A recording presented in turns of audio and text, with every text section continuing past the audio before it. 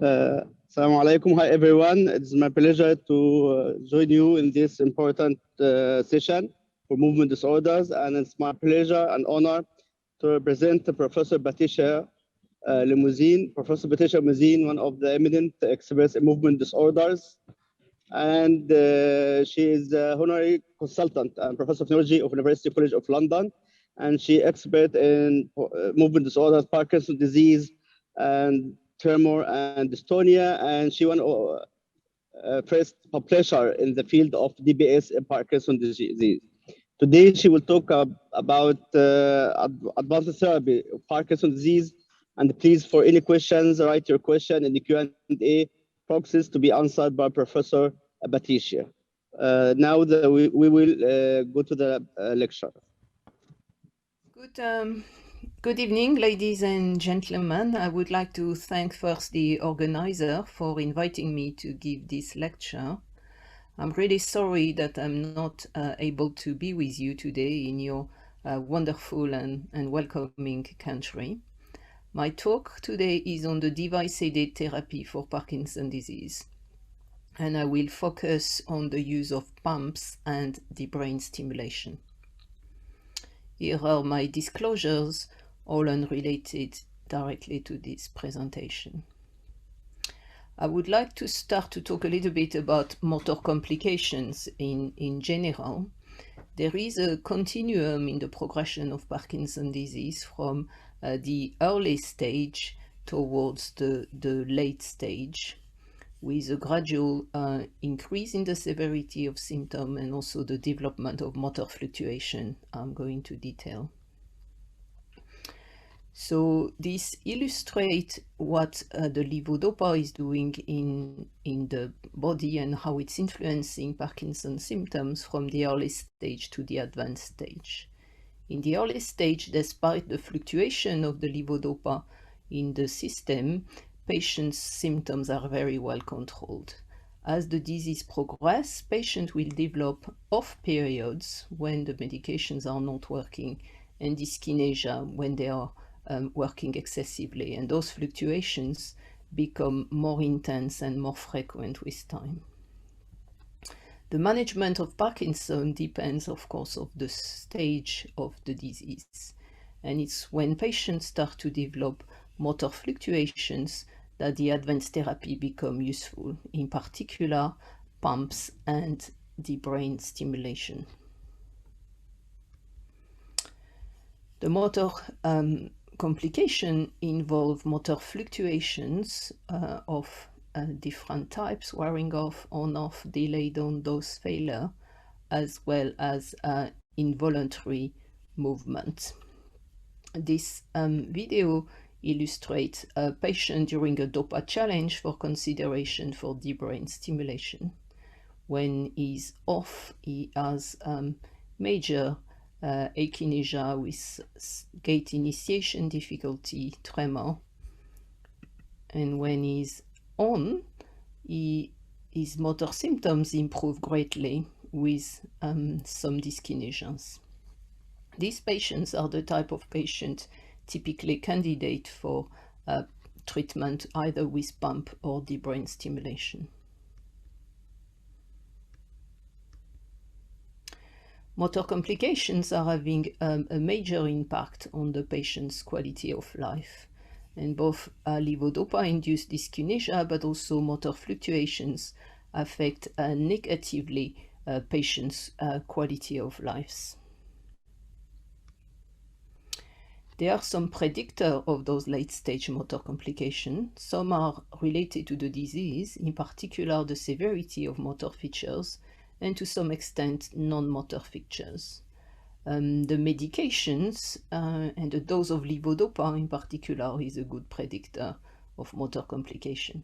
You can see here a study where the patients on the blue line were the one taking the highest dose of levodopa, and over time only a small number of them are free from dyskinesia or free from motor complication. Of course, there is a link between disease severity and dose. The age of onset is also an important predictor of motor fluctuations. So there are different types of treatment for late-stage motor complications. Some involve adaptation of oral therapy, and some involve continuous delivery by pump or surgery. This figure illustrates how many hours of good time the patient can gain from those different therapies. And you can see here the treatment that gives the patient the longer hours, the longer time in a good condition are Deep Brain Stimulation, Levodopa-Carbidopa intestinal gel, and apomorphine. The oral treatment tend to give a much less beneficial period than those advanced treatments. So which patient should we consider? From what we have seen before, they are the patients with motor symptoms despite optimal oral medications, who have developed motor fluctuations or troublesome dyskinesia, or patients who have refractory tremor, but as well patients who have intolerance to medications such as dopa dysregulation syndrome or other types of intolerance to medication. So I will start with apomorphine. So apomorphine is currently mostly used subcutaneously. There is research into other modes of administration, but they are not routinely used. So there are two ways to administer apomorphine subcutaneously. One is with a pen, similar device to that. Those injections have a latency of about 5 minutes, which means they can allow the patient to be mobile and have a better function within 5 minutes. They only last about an hour, so it's a rescue treatment. It's not a treatment that can be used to manage the symptoms all day long. But it is quite easy to implement and can be very useful for people with sudden off periods. The dose needs to be determined for each individual patient. The other option is apomorphine pump, where there's a needle placed subcutaneously connected to a little pump that delivers apomorphine continuously. Then it can become a main treatment, but it's of course a little bit more difficult to implement. This figure illustrates again the advantage of both the pen and the pump. So the pen mostly as a rescue, or when patient has gastric emptying problems, for example, maybe patient who have off periods after mealtime. The pump is when the patient needs too many of those injections, or motor fluctuation and dyskinesia are still troublesome despite the other treatment. It can also be useful, for example, in a period where in post-operative period where patients are not able to take medication orally. There has been several studies looking at the effect of apomorphine pump, and they have demonstrated a reduction of the severity and duration of dyskinesia, a reduction of the off period, improvement in quality of life, and improvement in some of the non-motor symptoms. This study was comparing apomorphine towards a placebo, so patients had a subcutaneous infusion of a placebo. And you can see that in blue, the patient treated with apomorphine had longer on time without troublesome dyskinesia and shorter off time than the patient treated with placebo in green. This is a study looking at the longer effect of apomorphine, and you can see that most of the measure of motor function, off times, or dyskinesia were all improved in the follow-up under apomorphine. What about the side effects? So there are different types of side effects from apomorphine. Related to the compound itself are nausea, mostly in the early stage. Hypotension is also quite common. Sleepiness. Hemolytic anemia is not so common, but it should be monitored. And neuropsychiatric complication can occur. More related to to the device and the mode of administrations are nodule and infection. You can see here in this patient subcutaneous nodule that can become a problem, and those nodules can also become infected. So this is the side effect observed in a series of 82 patients. As you can see, the percentage of adverse event was quite high. Nevertheless, most of them were mild to moderate. And those that were more common, as I mentioned before, were skin problems, in particular skin nodules, but sedation was also quite common. The second pump that can be used is Levodopa-Carbidopa intestinal gel. So this treatment involves a pump that delivers a gel of levodopa continuously within the duodenum with a gastrostomy with a jejunal tube extension. So this treatment allows a reduction of the duration of the off period. It also allows a reduction of the severity and duration of dyskinesia. It's been shown to improve the quality of life and improve some of the non-motor symptoms. In particular, sleep and attention has been shown to be improved. Therefore, it does not have the same sleepiness effect of apomorphine. This is a study where which had quite a complex design, where patients were treated either with tablet of levodopa and a placebo intestinal gel delivered continuously, or they had the levodopa intestinal gel and a placebo tablet. And this study did show that when the patients were treated with the levodopa intestinal gel in green, they had less off time than when they were treated with tablets. And at the same time, they had more on time without dyskinesia. This is a study we did in our center that did looking at patients' diary. So before they started this treatment, they had quite a number of hours of off time and also a number of hours of dyskinesia. And up to 1 year, you can see that the off time decreases greatly, and dyskinesia decreased to some extent as well. Levodopa-Carbidopa intestinal gel is nevertheless an invasive treatment, and is also quite complex in terms of tubing.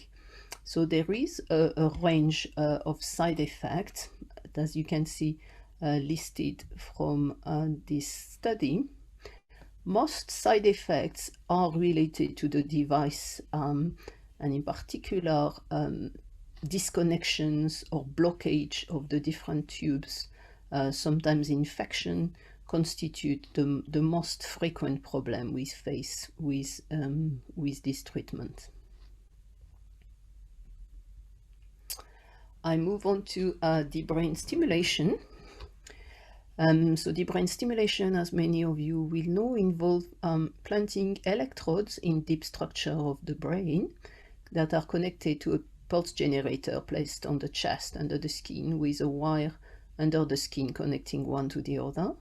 At the tip of the electrode, there are different contacts one can select independently, and the electricity delivered to this contact affects the neuronal network around, and this affects some of the basal ganglia thalamocortical circuitry. The target most commonly used is the subthalamic nucleus, and is the one I'm going to detail a little bit more.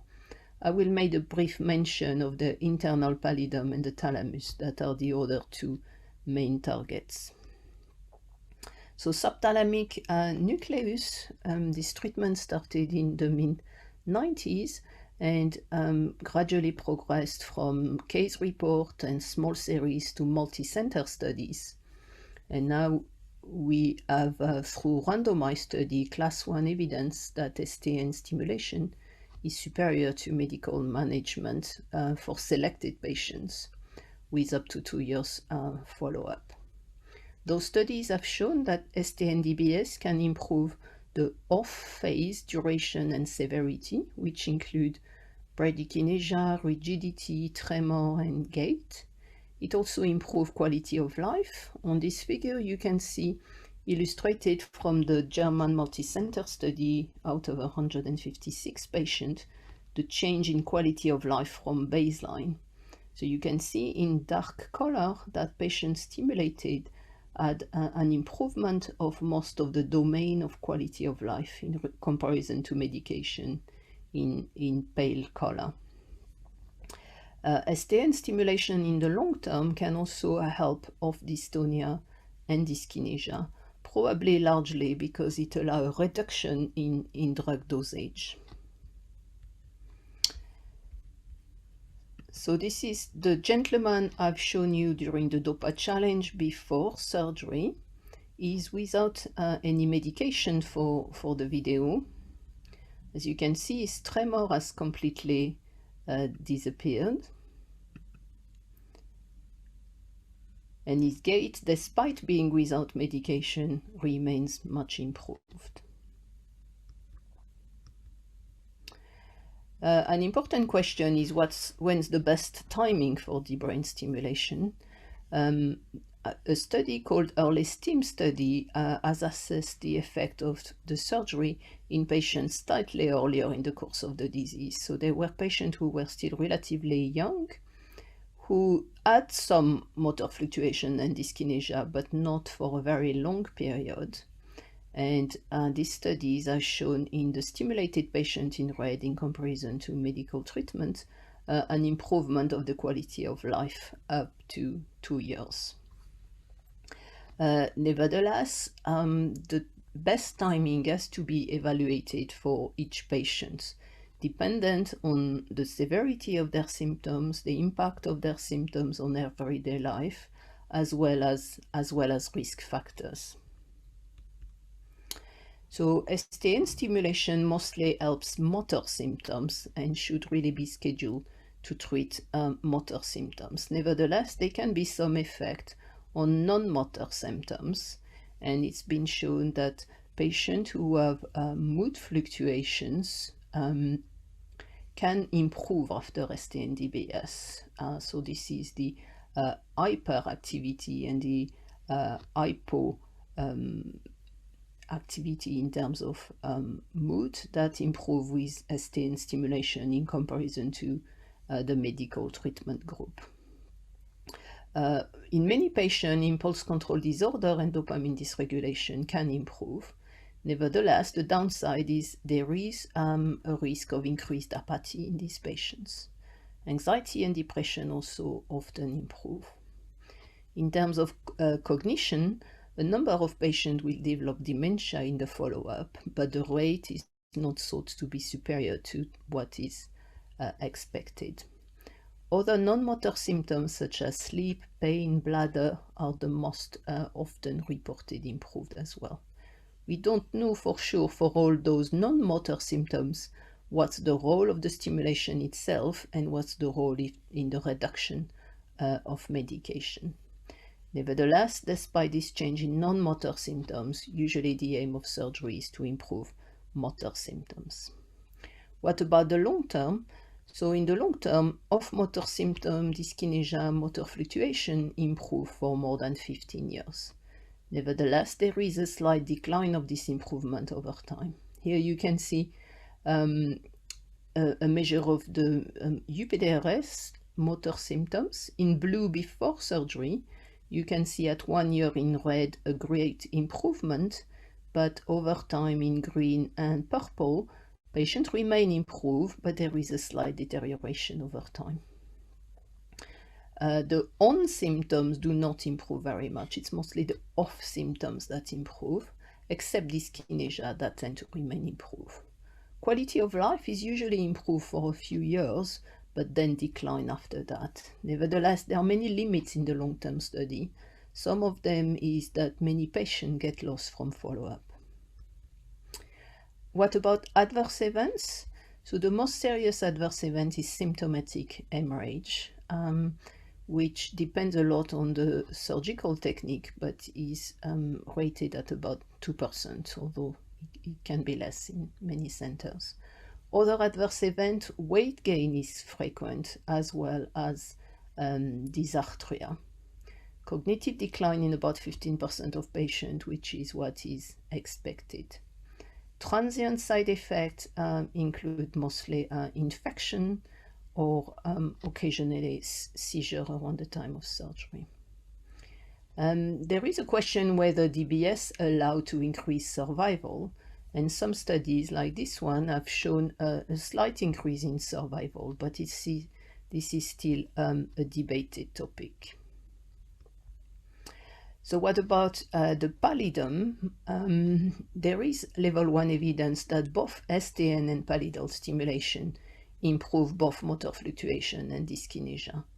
There is a lot of variability of outcome in the study with GPI-DBS, and GPI has been studied less than the subthalamic nucleus.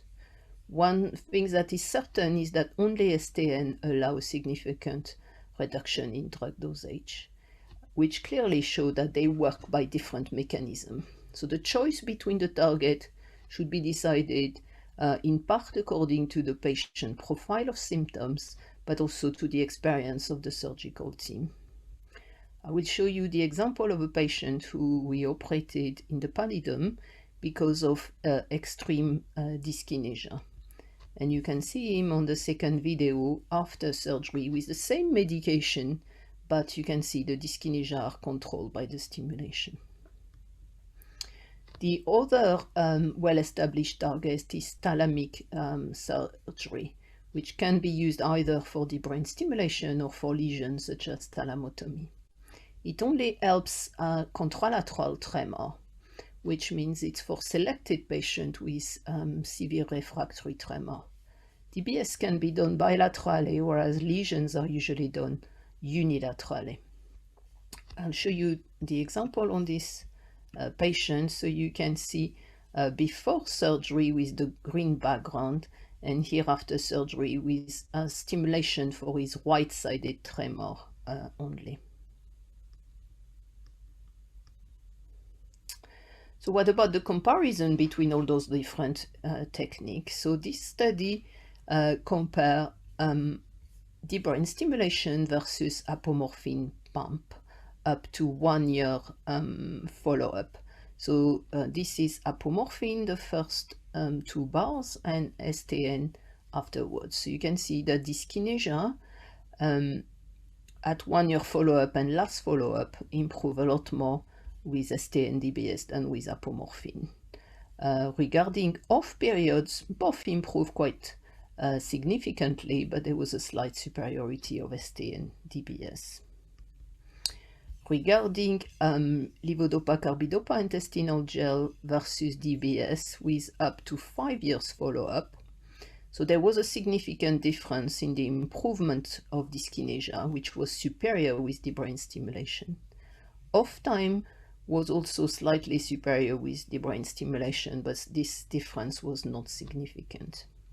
We do not nevertheless have a large trial comparing these different techniques, but practical experience show that different techniques are more suited for different patients. An important consideration is the cost as well, and you can see the increment cost up to 5 years.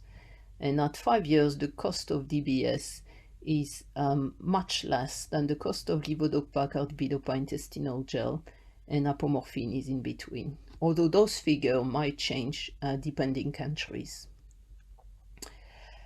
So if we compare the different advanced treatment in terms of symptoms to improve the off period, STN DBS is certainly a powerful treatment, as well as duodopa.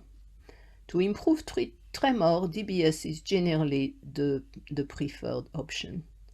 To improve dyskinesia, pallidal DBS is certainly the easiest treatment. STN DBS can also be helpful to reduce dyskinesia, but it involves reducing medication.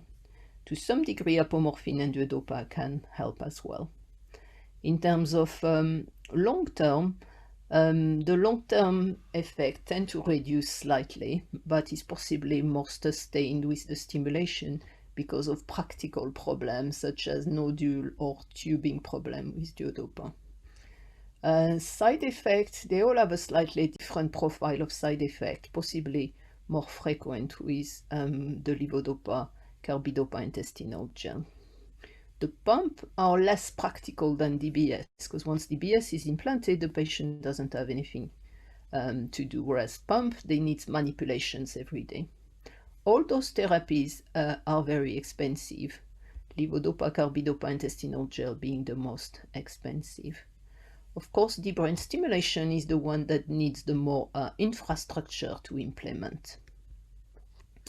So different profile of patient might suit better therapies. So young patient, deep brain stimulation might be more beneficial because they have less risk and also it doesn't involve any particular equipment attached to them.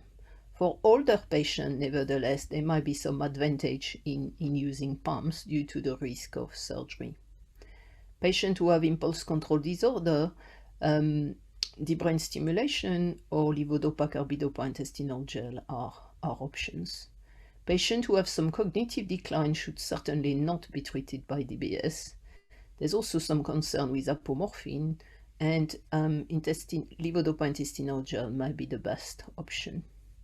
Similarly, patients with postural instability and speech problem might do better with pumps. There is research in trying to find easier mode of continuous delivery using this sort of equipment. There's also research into new targets such as the pedunculopontine nucleus for gait or Minert for cognition. Other mode of stimulation, there is some interest into spinal cord stimulation.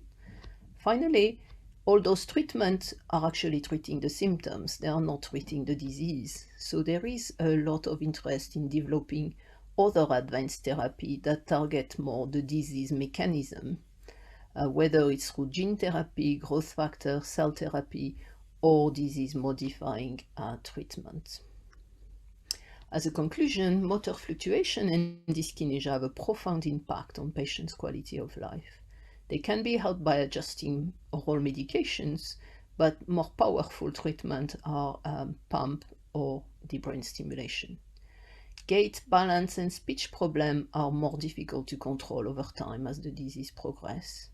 And the choice of therapy should be decided for each patient according to the symptoms and the risk factor. Nevertheless, all those treatments are expensive and the cost is of course an important factor in the choice of therapy. All those treatments are mostly treatment of the symptoms. Although they are very useful, we need future treatment for easier continuous delivery, but also ultimately for stopping the disease process. Well, and this is our team in London. Thank you for listening to my presentation, and I hope to be able to answer some of your questions. Thank you.